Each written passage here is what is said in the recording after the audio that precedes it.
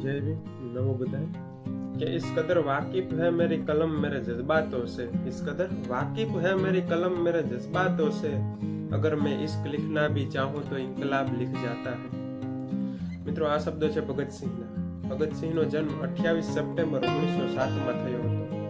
તેમના પિતાનું નામ કિશનસિંહ અને માતાનું નામ વિદ્યાવતી હતું. તેમનું મૃત્યુ 23 માર્ચ 1923 ના રોજ થયું.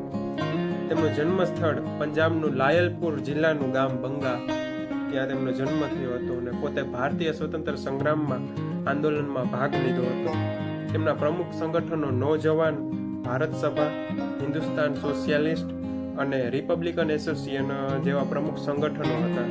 અને ભગતસિંહ માટે બે લાઈન મેં લખી છે કે થઈ ગયો એ વીર સપૂત જેનું ભગતસિંહ નામ હતું. થઈ ગયો એ વીર સપૂત જેનું ભગતસિંહ નામ હતું, ગુલામીની જંજીરો તોડી હિંસા સામે લડવાનું કામ હતું.